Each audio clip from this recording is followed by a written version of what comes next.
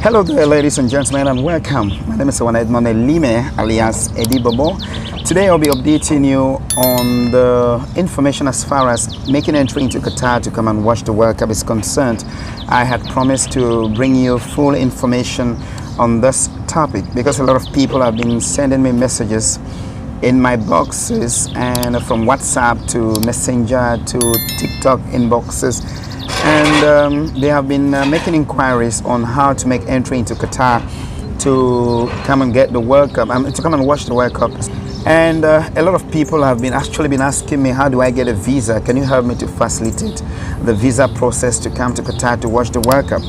And I've come to tell you today that, just like I mentioned in the past videos, that you do not need to compile documents and go in here and there or online to deposit those documents and expecting to be called for an interview for a visa, or to be send a message that, or a mail that, hey, come to this office on this day for a visa. No, it's not going to be like that with making entry into Qatar to come and watch the World Cup. Okay, so the most important thing, like I mentioned in the last video, is having your match tickets. It's very, very important that you have your match tickets, and there are websites where you can apply for your tickets, and FIFA websites, and it's very, very easy. If you go to fifa.com/tickets, FIFA, that's www.fifa.com/ticket, and you will have information as far as applying for tickets is concerned. But don't be surprised, you will see there on the FIFA platform or website that the application for tickets, it's closed, it's over. You can no longer apply for tickets on the FIFA website because it has been officially closed, because application for tickets started since in January 19 this year. That was the first phase, and it ended on the 29th of March this year, and there was a kind of a selection that was done, what is called random selection sales, and also a first come first serve sales that was done. And the second phase of the sales of tickets started on April 5 and ended on April 28, and the same process was used. I mean, the random sales or random selections and first come first serve sales process. And like I said, right now tickets application is closed, or as far as FIFA is concerned. But I found out that there are people who bought tickets and they are reselling them. So there is a resale of tickets that have been bought by some people, some agencies. So if you go online, I'm going to write some of those websites here. I cannot remember them. I failed to jot them down, where you can still buy your tickets, because if you go to FIFA website, you will not be able to apply for tickets again. So the most important thing is having a ticket first of all, and then if actually application approval for tickets started on the 31st of May. People have started receiving mails to know their status of as far as their ticket applications were concerned, because not everybody who applied for the tickets will probably have tickets. It's written on FIFA website. So you'll see that I was telling my friends the other day, you can be in Qatar and you might not have the opportunity to watch the World Cup in the stadium if you had not already applied for your tickets, or you can quickly get somebody who can resell the tickets. And there's a process how you can go about. Every information is on FIFA website, how you can resell your ticket. So there's a kind of guide that has been given somewhere there. So immediately after your tickets has been confirmed, or your tickets have been confirmed, and then you have to apply for Hayya Cards, what is called Hayya Cards. Actually, Hayya means let's go. Yes, it's an Arabic word which means let's go. So Hayya Cards, it's very, very essential for your entry into Qatar first of all, and also for your entry into the stadiums to watch the football games, because you have to have the Hayya Cards alongside your tickets. Tickets alone cannot let you enter, or cannot give you a chance to enter into the stadium to watch the football game. So it's very, very important, ladies and gentlemen, for you to know this and get ready. So once you have the ticket, you go to this site. Hayya Card is a responsibility of Qatar government. FIFA has nothing to do with as far as Hayya Card is concerned. So you go to one other advantage for Hayya Cards is that you are going to use it to board the public transport, like getting on a bus or on a train for free, especially on match days as it was stipulated. So as far as application for Hayya Cards is concerned, you have to go to www.qatar.2022.qa or qatar2022.qa for you to get more information about, or you'll find a form there how to apply for your Hayya Card. And then once you apply for the Hayya Card, you have to download the Hayya application. That is where you're going to have the card. If it is finally approved, you have the card there. But the completion of the process of the Hayya Card is going to be after you must have applied for your accommodation, because accommodation is also very, very essential as far as making entry into Qatar is concerned. You must have prepared your accommodation, booked an accommodation. Luckily, people who have people here, if you are somewhere in another country and you have a relative in Qatar, such a relative can host you, because the expatriate, the residents, have been given that opportunity to host up to 10 people in their accommodations. But there is a process that those people must go through, and including your documents, and then they have to contact the people in charge, I mean the Qatar government, to as far as this is concerned, to register their application. Also, if you want to get more information, or you have to ask questions about Hayya Card, you can send an email to info@hayya.qa, info@hayya.qa. I'm going to pin it there. And as far as accommodations is also concerned, you have to also log into this website, the same website you logged in for the Hayya Card, which is qatar2022.com. It's the same website you're going to use to get inquiries or to book for accommodation. Okay, it's very, very important. So if you cannot book a hotel, you can as well contact somebody who is here, if you have somebody here, and that person can go through the process of registering his accommodation. They cannot just house you, so they have to go through a process, because something can happen and they will know how to trace to get you, and to it's very, very important to give those some information as far as hosting people in your house is concerned, and it's a maximum of 10 people. So if you have to make inquiry, also you want to send an email as far as accommodation is concerned, if you have any questions to ask, then you send an email to inquiries@book.qatar2022.qa, inquiries@book.qatar2022.qa. So any inquiries, any questions you want to ask as far as booking accommodation is concerned, this is where you send your mail, and they will reply you as quick as possible.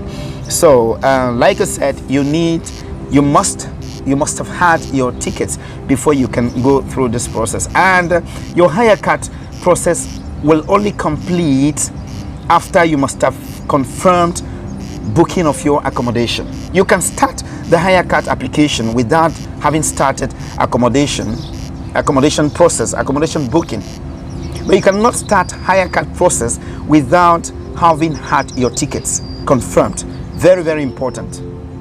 But the completion of your Hayya Card will only be after the completion of your booking accommodation. Okay, that's very, very important for you to know.